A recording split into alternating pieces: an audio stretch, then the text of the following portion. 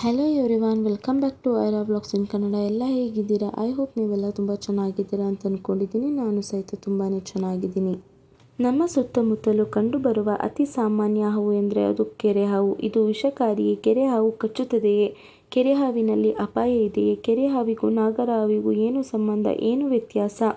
ಹೀಗೆ ನಾನಾ ರೀತಿಯ ನಮ್ಮ ಅನುಮಾನಗಳಿಗೆ ಸ್ವಾರಸ್ಯಕರವಾಗಿ ಉತ್ತರಿಸಿದ್ದಾರೆ ಕರ್ನಾಟಕ ಅರಣ್ಯ ಇಲಾಖೆಯ ಸಂಜಯ್ ಹೊಯ್ಸಳ. ನಾಗರ ಹಾವನ್ನು ಬಿಟ್ಟರೆ ಅತಿ ಹೆಚ್ಚು ಕಟ್ಟುಕತೆಗಳಿರುವುದು ಬಹುಶಃ ಕೆರೆ ಹಾವಿನ ಬಗ್ಗೆಯೇ ಎನಿಸುತ್ತದೆ. ಅಂತಹ ಕತೆಗಳಲ್ಲಿ ಪ್ರಮುಖವಾಗಿ ಒಂದು ಕಟ್ಟುಕತೆ ಎಂದರೆ ನಾಗರ ಹಾವು ಮತ್ತು ಕೆರೆ ಹಾವುಗಳು ಬೇಟೆಯಾಡುತ್ತದೆ ಎಂಬುದು.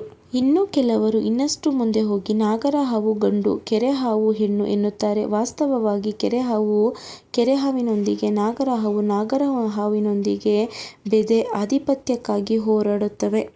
ಈ ರೀತಿ ಕಟ್ಟುಕತೆ ಚಾಲ್ತಿಯಲ್ಲಿ ಬರುವುದಕ್ಕೆ ಮುಖ್ಯ ಕಾರಣ ಕೆರೆ ಹಾವು ಹಾಗೂ ನಾಗರ ಹಾವು ನೋಡಲು ಹೋಲಿಕೆ ಇರುವುದು ಮುಖ್ಯ ಕಾರಣವಾಗಿದೆ. ಇದರ ಜೊತೆಗೆ ಕೆಳಗಿನ ಚಿತ್ರ ನೋಡಿದಾಗ ನನಗನಿಸಿದ್ದು ಕೆರೆ ಹಾವಿನಲ್ಲಿಯೇ ಭಿನ್ನ ಭಿನ್ನ ಬಣ್ಣಗಳಿರುವುದು ಕೂಡ ಇದಕ್ಕೆ ಕಾರಣವಾಗಿದೆ.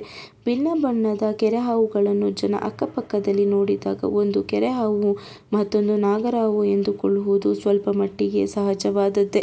ಕೆರೆ ಹಾವಿನ ಬಗ್ಗೆ ಇರುವ ಮತ್ತೊಂದು ಜನಪ್ರಿಯ ಸುಳ್ಳು ಕತೆ ಎಂದರೆ ಕೆರೆ ಹಾವಿನ ಹಲ್ಲಲ್ಲಿ ವಿಷವಿಲ್ಲ, ಬಾಲದಲ್ಲಿ ವಿಷವಿದೆ ಎನ್ನುವುದು. ಕೆರೆ ಹಾವು ಪೂರ್ಣ ವಿಷರಹಿತ ಹಾವಾಗಿದ್ದು ಈ ರೀತಿ ಬಾಲದಲ್ಲಿ ಯಾವುದೇ ಕಾರಣಕ್ಕೂ ವಿಷ ಹೊಂದಿರುವುದಿಲ್ಲ. ನಮ್ಮ ಮನೆ, ಕಚೇರಿ ಅಥವಾ ನಮ್ಮ ಪರಿಸರದ ಸುತ್ತಮುತ್ತ ಎಲ್ಲಾದರೂ ಹಾವು ಕಾಣಿಸಿಕೊಂಡರೆ ಹಾವು ಹಾವು ಎಂದು ಹೆದರಿ ಗಲಾಟೆ ಮಾಡುವುದರ ಬದಲಾಗಿ ಅರಣ್ಯ ಇಲಾಖೆ ಸಿಬ್ಬಂದಿಗೆ ತಕ್ಷಣ ಫೋನ್ ಮಾಡುವುದು ಒಳಿತು.